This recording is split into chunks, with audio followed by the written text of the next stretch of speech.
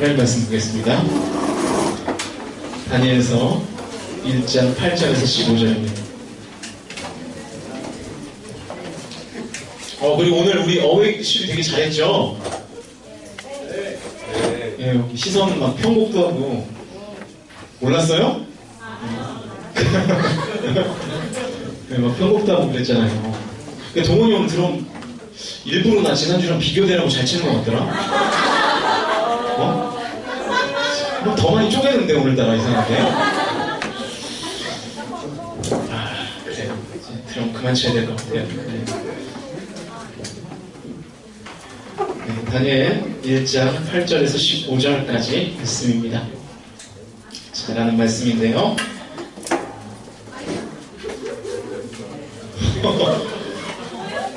지금 뭐 성경 임한 거 아니죠? 혹시? 네, 그래요. 8절부터 우리 한 절 한 절 교대로 읽도록 하겠습니다. 여러분부터 읽겠습니다. 8절 시작.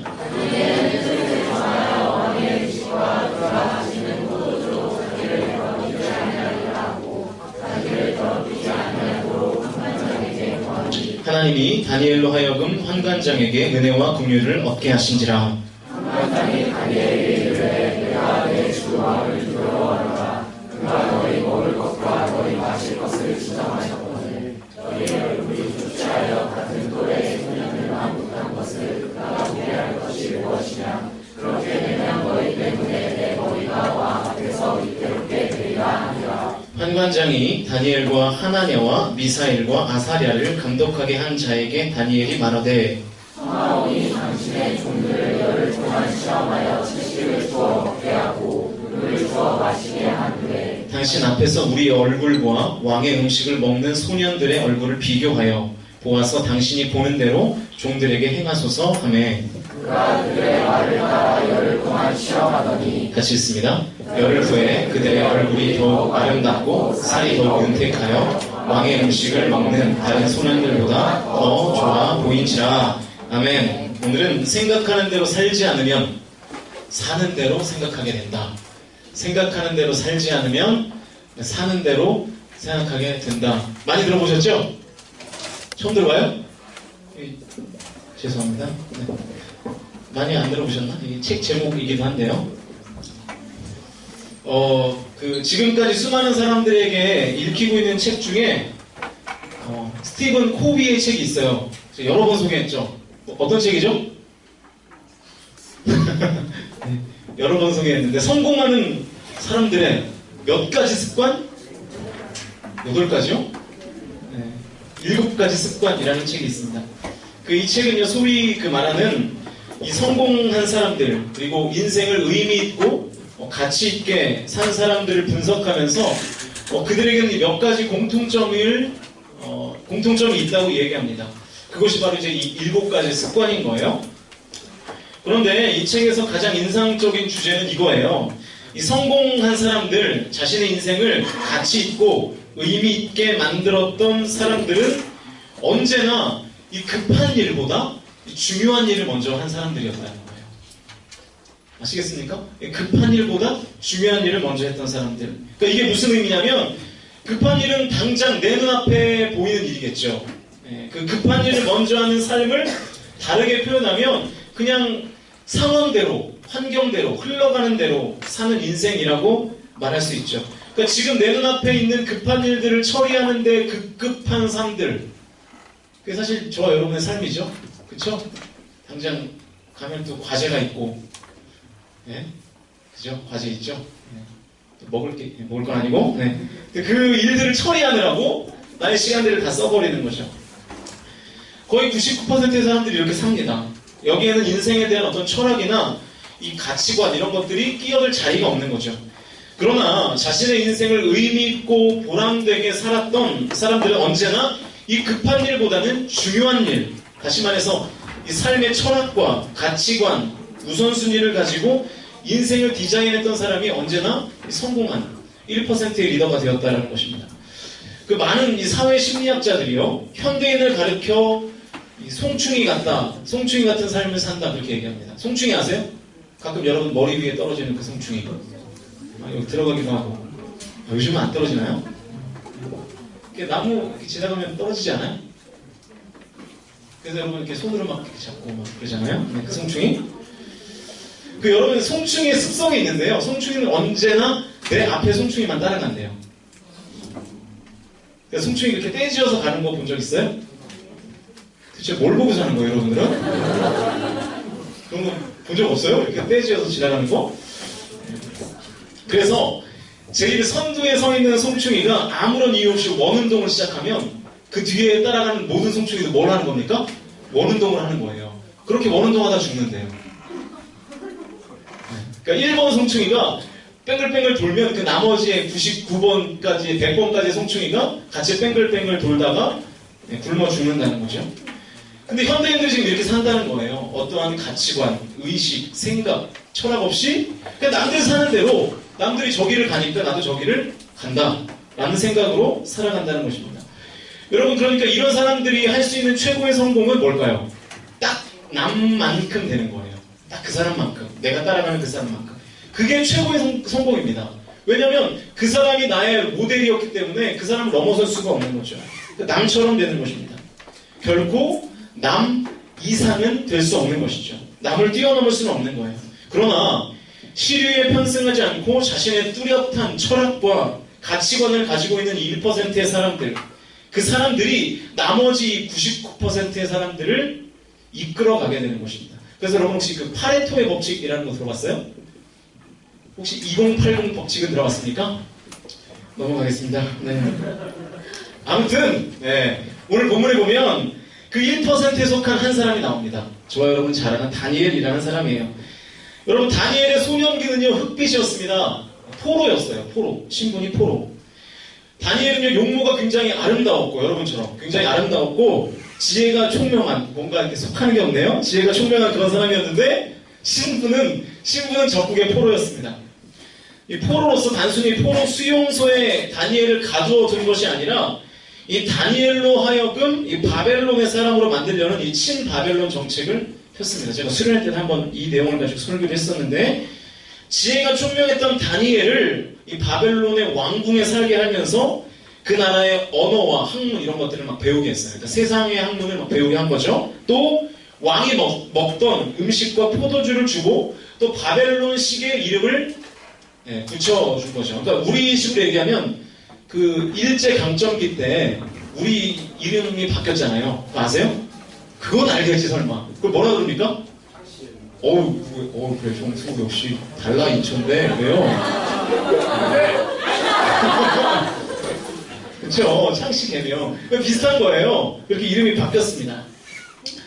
그러니까 지혜가 총명했던 다니엘은 이 바벨론 왕궁에 살면서 지금 친바벨론 사람, 그러니까 바벨론 사람이 되기 위한 과정들을 지금 겪고 있는 것입니다. 소년 다니엘은요, 10여 년을 살던 조국을 강제로 떠나게 되었고, 심지어 그곳에서 이방 나라식의 이름을 갖게 되었습니다. 그리고 이방 나라의 말, 이방 나라의 종교, 음식을 강제 당할 수밖에 없는 그런 상황이었습니다. 얼마나 힘들었겠습니까? 내 자의식을 다 잃어버리는 거죠. 힘든 고난, 이 고난의 깊이가 이 날로 더해가는 악순환의 인생을 살았던 사람이 다니엘이었어요. 그런데 여러분 다니엘의 결말을 잘 아시죠? 모르시나요? 다니엘의 결말. 다니엘이 뭐가 되었습니까 나중에? 예? 다니엘이 나중에 뭐가 되죠? 총리가 되잖아요. 총리. 바벨론의 뭐가 되는 줄 알았어요? 래퍼 되는 줄 알았어요? 네. 총리가 되죠. 네. 거의 2인자 정도의 자리까지 올라갑니다. 게다가 또 환상을 통해서 이 하나님의 말씀을 선포하는 선지자의 역할도 하고요. 예언자의 역할까지 감당했던 그야말로 하나님께도 쓰임받고 세상에서도 인정받은 성경에 이런 인물이 제가 볼 때 딱 두 사람 있어요. 첫 번째가 요셉이고 두 번째가 다니엘입니다. 어떻게 다니엘은 이 암울했던 자신의 소년기를 훌쩍 뛰어넘어서 이렇게 쓰임받는 영광스러운 삶을 살 수 있었을까? 이 다니엘의 서론격인 오늘 본문이 그 이유를 잘 설명해주고 있는데요. 다니엘이 자신의 인생의 악순환을 끊고 영광스러운 삶을 살 수 있었던 이유를 성경은 생각하는 인생이었기 때문이라고 말합니다. 다니엘은 생각하는 인생이었습니다. 다니엘은 포로로서 이방 나라식의 이름을 가지게 된 것도 수용했고요. 또 이방 나라의 말과 학문을 공부하기도 했습니다. 다 허용했습니다. 그러나 다니엘에게는 절대로 허용할 수 없었던 한 가지가 있었는데 그것은 바로 음식의 문제였어요. 음식. 우리는 전혀 이해가 되지 않죠? 음식을 왜 허용하지 않는지 8절을 같이 읽겠습니다. 8절, 1장 8절 시작.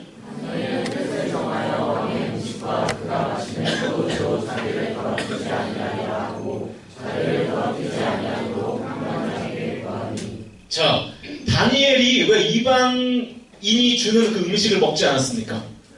8절 보니까 자기를 더럽히지 아니하리라. 그러니까 정확한 내용은 잘 모르겠지만 아마도 이 음식을 먹는 그 행위를 통하여 내가 이방 종교를 받아들인다라는 어떤 신앙적인 죄책이 다니엘에게 있었던 것 같습니다.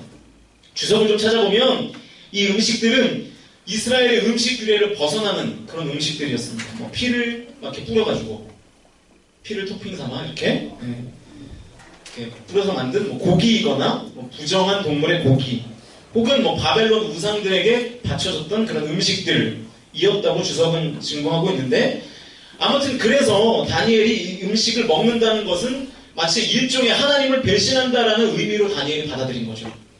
그래서 하나님을 버리는 행위로 인정될 수밖에 없었기 때문에 다니엘은 절대로 그 음식을 먹지 못했던 것입니다. 그래서 다니엘이 뭘 했냐면 이 음식을 내가 먹을 수가 없으니까 다니엘이 했던 것 한 가지가 있는데 그게 8절 앞부분에 나와 있습니다. 다니엘이 뭘 했다 그러니까? 뜻을 정했다. 이게 오늘 설교의 핵심입니다. 뜻을 정했다. 새 번역은 뜻을 정했다는 표현을 마음을 먹었다. 이렇게 표현했습니다. 마음을 먹었다. 여러분, 무슨 일을 할 때에는 항상 제일 먼저 선행되어야 되는 것이 뭐예요? 마음 먹는 일이에요. 마음 먹는 일. 여러분, 다이어트 할 때 뭐부터 해야 되는 거예요? 마음. 요즘 마음을 먹어야 돼요. 근데 우리는 항상 내일 마음 먹자. 이러면서 이제 맛있게 먹으면 0칼로리 이러면서 자꾸 먹으니까. 그죠? 네. 살이 내 인생을 치고 들어오는 거죠. 네. 마음 먹는 게 중요합니다. 그러니까 오늘 설교의 영어로 표현해 본다 그러면 시류에 편승하지 않고 당시의 분위기에 압도당하지 않고 뚜렷한 생각과 철학을 가지고 신앙적인 결단을 했던 거예요. 다니엘이. 아마도 다니엘은 위기감을 느꼈을 겁니다. 지금 내가 이 상황에 휩쓸려 가버리면 내 인생이고 신앙이고 다 엉망이 되어버릴 것 같다. 그러므로 나는 여기서 내가 스탑하지 않으면 내 인생은 다 망가질 것 같으니까 마음을 먹고 결단을 내리고 뜻을 정한 것입니다.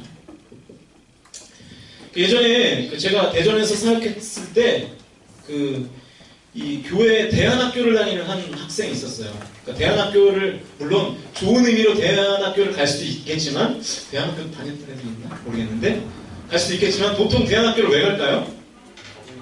그렇지. 그러니까 그냥 일반 학교에 잘 적응을 못해가지고 이제 대안학교를 가는 경우가 물론 아닌 경우도 많습니다. 하지만 이 친구는 그런 경우였어요.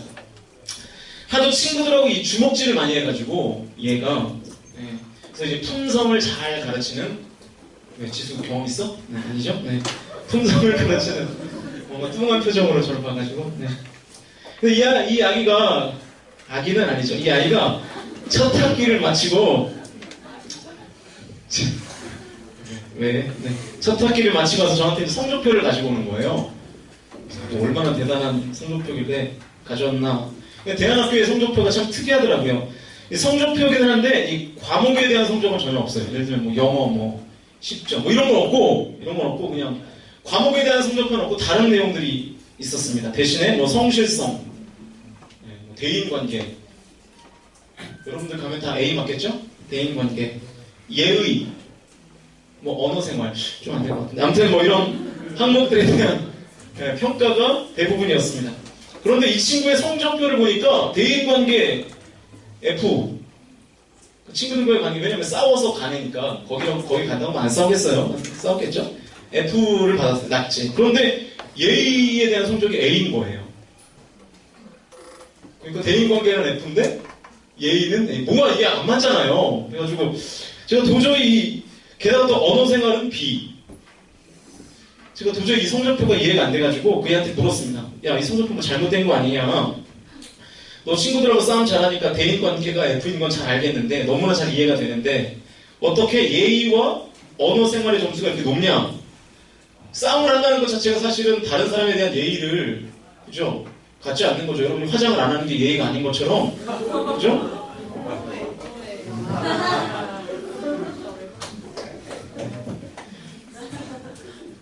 괜한 드리블 해가지고 죄송합니다. 네. 싸우다 보면 험한 말을 많이 할 텐데 어떻게 이렇게 점수가 높냐, 네, 물어봤어요.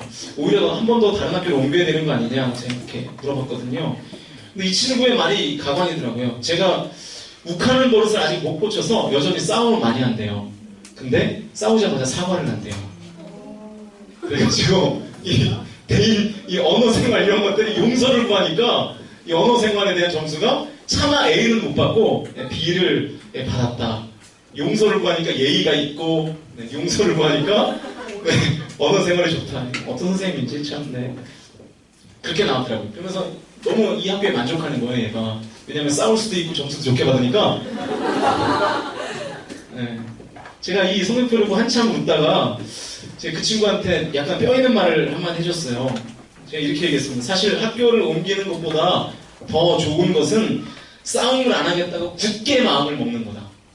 그러니까 싸움을 하고 용서를 구하면 되지. 이게 아니라 싸움을 하지 않겠다고 굳게 마음을 먹는 게 너무나 중요하겠다. 너희들한테는 뜻을 정하는 게 중요하겠다.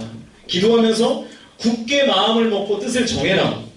뜻을 정함이 없으면 욱하는 성질을 바꾸기는 쉽지 않을 거야. 제가 그런 얘기를 해줬던 그런 기억이 있습니다. 여러분에게도 저는 동일하게 묻고 싶어요. 여러분 지금 신앙생활 하시면서 뜻을 정함이 과연 있습니까? 뜻을 정함. 아, 내가 하나님을 믿는 그리스도인이니까 적어도 이것만큼은 내가 반드시 붙들고 살아야지. 이런 게 여러분의 삶 가운데 있습니까? 정한 뜻이 있는가? 혹시 그냥 시간이 자연적으로 흘러가면서 내가 신앙생활 하고 있지는 않는가? 나이가 차니까 고등부를 졸업하고 청년부에 와서 시간이 지나면 또 선배가 되겠고 그러다 보면 리더가 되겠고 라고 생각하고 있지는 않는가 하는 것이죠. 여러분, 그러니까 신앙생활은 하나님의 생각을 붙들고 하나님의 생각대로 신앙생활하는 거예요. 그게 뜻을 정하는 거예요. 아니면 그냥 사는 대로, 흘러가는 대로, 내 생각대로 신앙생활하고 있는가. 여러분 기억하십시오. 사는 대로의 신앙, 되는 대로의 신앙으로는 결코 여러분이 신앙의 열매를 맺을 수 없습니다. 반면에 뜻을 정하여 그 생각대로 살고 그 생각대로 신앙생활하는 사람들에게는 큰 열매가 있게 되는 거죠. 여러분, 우리가 앞에서 이미 정리했듯이 뜻을 정하는 신앙생활을 일관했던 이 다니엘의 삶은 하나님께 크게 쓰임받고 그리고 세상에서는 인정받는 삶이 되었습니다. 그러니까 많은 열매를 거둔 거죠. 자, 그러면 뜻을 정하고 결단하면 왜 큰 열매가 있는가? 생각을 가지고 신앙생활하는 것이 도대체 왜 중요한가? 그 이유는 뜻을 정하고 그 뜻대로 행동하면 그때에 하나님이 일하시기 때문에 그렇습니다. 그러니까 여러분, 뜻을 정하는 것은 하나님을 일하시게 하는 아주 좋은 방법입니다. 9절을 한번 보실까요? 9절 같이 읽습니다. 9절 시작.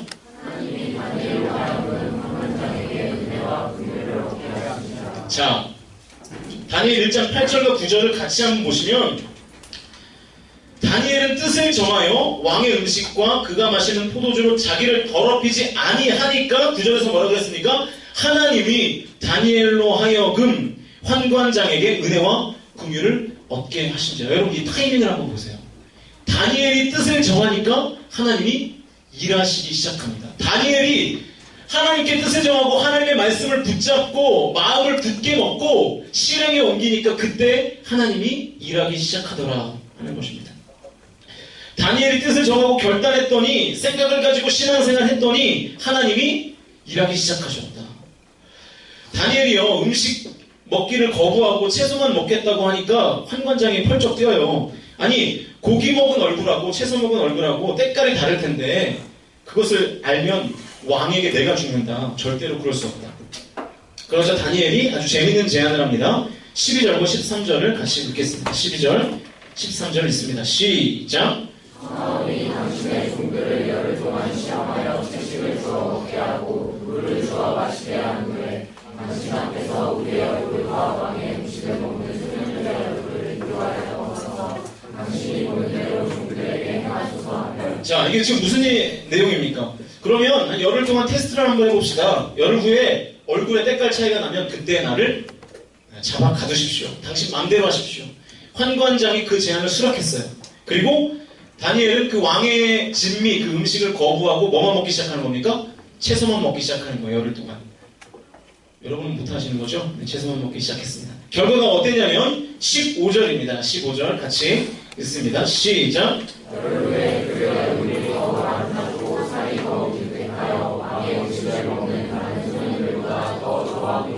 어땠습니까 얼굴이? 네, 여러분의 얼굴처럼 아주 해같이 빛나는, 네, 여러분은 고기를 먹어 해같이 빛나는데 다니엘은 그렇지 않았음에도 불구하고 하나님의 은혜로 인하여 전혀 질적 차이가 없었습니다. 오히려 얼굴이 더 좋아졌어요. 그러니까 이건 뭐 하나님이 일하셨다라고 우리가 증거할 수밖에 없는 거죠. 하나님이 일하셔서 다니엘은 전혀 얼굴의 혈색의 차이가 없었습니다. 그러니까 하나님이 다니엘로 하여금 환관장에게 은혜와 긍휼을 얻게 하시는 거죠. 그러니까 하나님이 일하신 것입니다. 여러분 사실 우리의 삶은 일주일 내내 급한 일 처리하고 먹고 사는 일만 처리하다가 끝나는 경우가 거의 대부분입니다. 거의 대부분. 그래서 내가 하나님을 믿는 성도로서 묵상하고 결단해야 할 일들을 미처 우리는 생각해보지도 못한 채 그렇게 그냥 하루하루를 송충이같이 살아갑니다. 그렇게 살다 보니까 우리의 신앙의 성숙도 없고 하나님의 임재를 경험하지도 못하고 내 삶 가운데 일하시는 하나님의 능력을 우리가 맛보아 알지도 못하는 것이죠. 그래서 신앙생활에 대한 어떤 기쁨, 만족 이런 것들이 우리 안에 찾아오지 않는 것입니다. 무엇보다도 뜻을 정하는 신앙생활이 없어서 하나님이 주시는 은혜의 삶을 우리가 살지 못하는 것입니다. 여러분 예수님을 처음 믿었던 그때를 기억하십니까? 기억하세요? 여러분 예수님 처음, 아니면 모태신앙이라면 예수님을 내가 인격적으로 처음 만났던 그때, 그러니까 가슴이 뜨겁고 내가 하나님 앞에 무슨 일이라도 다 할 수 있을 것 같은 그때, 그때의 충만하고 풍성한 신앙생활, 하지만 지금과 그때가 많이 다르다면 그것은 우리가 뜻을 정하지 않았기 때문에 그렇습니다. 하나님 앞에 내가 경건할 것을, 내가 하나님의 일을 할 것을, 내가 하나님 앞에 최선을 다하여 살 것에 대한 뜻을 정하지 않기 때문에 우리의 삶 가운데 그 능력이 나타나지 않는 것입니다. 그냥 되는 대로의 신앙생활, 사는 대로의 신앙생활을 했던 기간이 오래되었다면 우리의 신앙은 가면 갈수록 작아지고 쪼그라들 수밖에 없는 거죠. 그래서 우리는 예배 중에 하나님 말씀 앞에서 생각하면서 신앙생활 하셔야 돼요. 지금 내가 나의 삶을 어떻게 바꿔야 할 것인가? 내가 지금 하나님 앞에서 무엇을 결단해야 할 것인가? 주님께서 나를 부르실 때에 내가 어떻게 그 부르심에 응답할 것인가에 대한 분명한 생각을 가지고 있어야 한다는 것입니다. 결국 뜻을 정한 다니엘을 하나님은 기뻐하셨고요. 그래서 다니엘의 삶 가운데 하나님께서 개입하셔서 일하셨고 다니엘의 인생 가운데 찾아오셔서 다니엘에게 있었던 그 모든 극심한 악순환들을 하나님의 은혜를 입어 다니엘은 극복하게 되었습니다. 여러분이 뜻을 정하면 여러분이 마음을 먹으면 하나님께서 일하셔서 우리의 인생의 악순환을 선순환으로 바꾸게 하실 줄로 믿으시는 저와 여러분이 되시기를 주님의 이름으로 축복합니다. 이제 말씀을 마치고 기도하려고 합니다.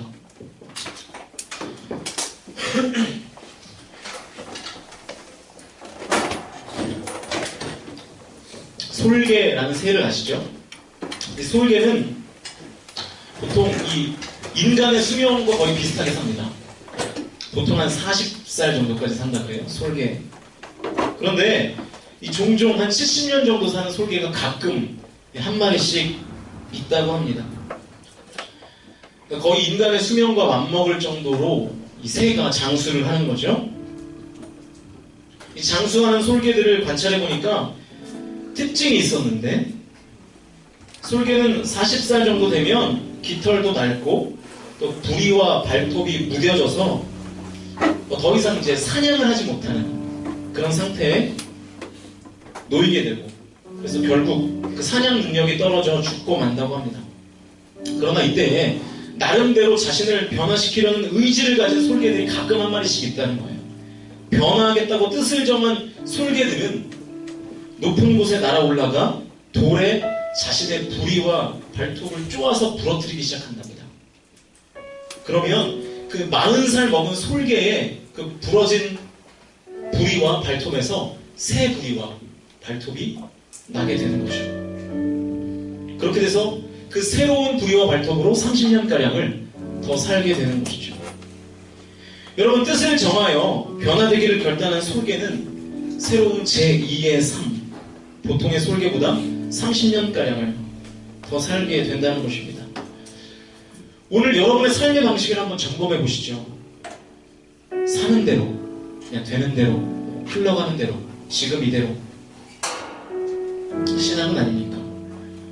여러분이 더 나은 삶이 되기 위하여, 더 성숙한 신앙생활이 되기 위하여 여러분은 과연 어떠한 뜻을 정하고 있고, 어떠한 결단을 하고 있고, 어떠한 삶으로 나아가고 있습니까? 여러분 가운데 다니엘과 같은 결단이 있나요?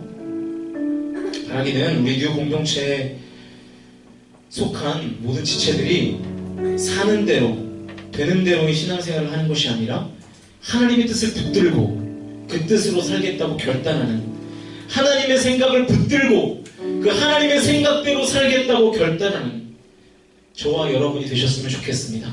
그래서 다니엘이 뜻을 정하여 믿음으로 한 결단을 하나님이 기뻐하셨고 그의 삶 속에 큰 은혜를 베푸셨던 것처럼 오늘 이 시간 하나님의 말씀을 따라 뜻을 정하여 살기로 결단하는 저와 여러분의 삶 가운데 하나님의 큰 은혜와 축복이 있게 되시기를 주님의 이름으로 축복합니다. 우리 시간 함께 찬양하면서 기도하시겠습니다.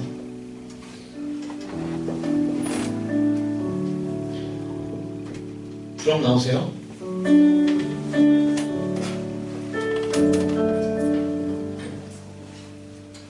빨리 나와. 찬양하시겠습니다.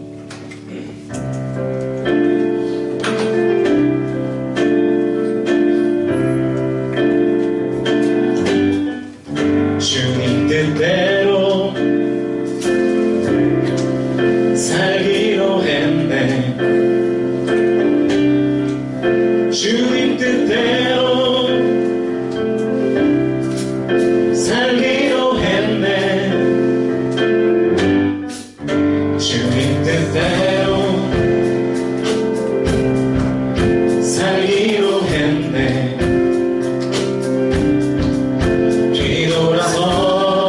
뒤돌아서지 않겠네. 다시 한번 주님 뜻대로,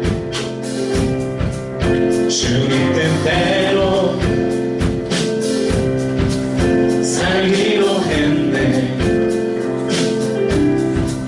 주님 뜻대로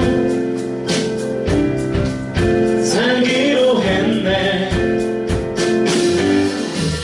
주님 뜻대로 살기로 했네. 뒤돌아서 않겠네. 뒤돌아서지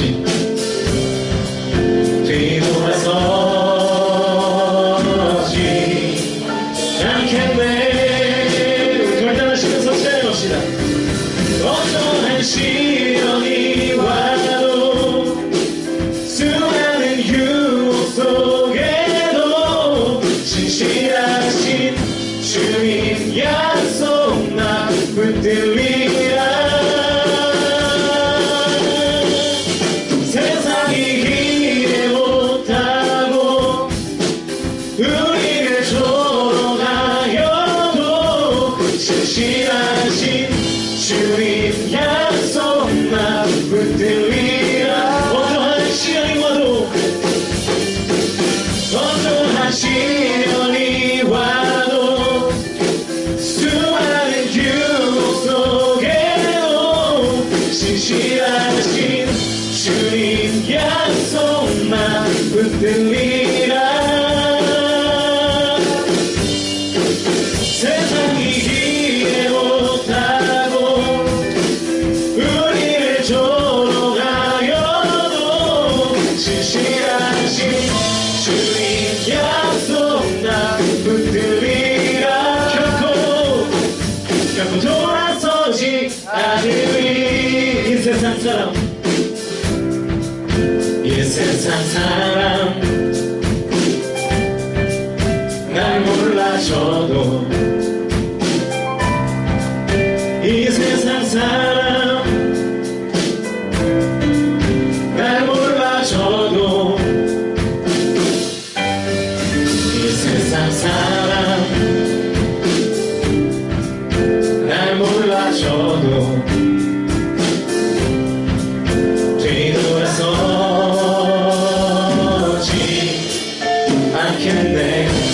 등지고 십자가 보내 세상 등지고 십자가 보내 세상 등지고 십자가 보내 세상 등지고 십자가 보내 뒤돌아서지 않겠네 뒤돌아서지 않겠네 뒤돌아서지 않겠네 우리도 결단시면서 차요 어떠한 시련이 와도 수많은 규모 속에도 신실하신 주님 약속나 붙들리라 세상이 이해 못하고 세상이 기대 못하고 우리를 조롱하여도 신실하신 주님 약속나 붙들리라 어떠한 시련이 와도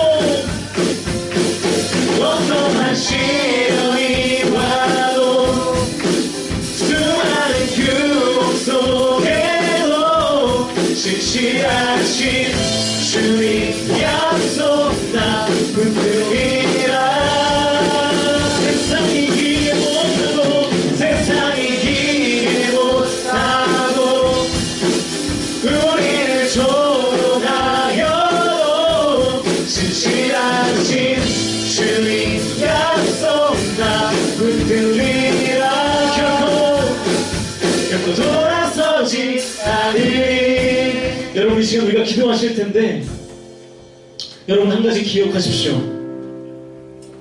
내 뜻을 위하여 하나님을 이용하는 것이 신앙생활이 아닙니다. 하나님의 뜻에 나의 삶을 맞추는 것 그것이 신앙생활입니다. 그런데 어느 순간부터 우리는 내 뜻을 위하여 하나님을 다 갖다 써먹고 그것을 믿음으로 포장해서 사람들을 속이고 심지어 나 자신도 그것을 신앙생활을 잘하는 것처럼 가면을 쓴 채 우리가 그렇게 살아가고 있습니다. 그것이 아니라 하나님의 뜻, 하나님의 생각을 붙들고 사는 것이 신앙생활입니다. 하나님 이 시간 기도할 때에 하나님 내가 주님의 뜻 가운데 나의 삶을 맞춰가고 하나님께서 원하시는 그 일들에 내가 쓰임받기로 결단하는 우리들 공동체 모든 지체를 낼 수 있도록 하나님 나에게 그 힘과 능력과 용기를 달라고 기도하실 때 우리 시간 다같이 소리내어서 통성으로 주님 앞에 기도하며 나아갑니다.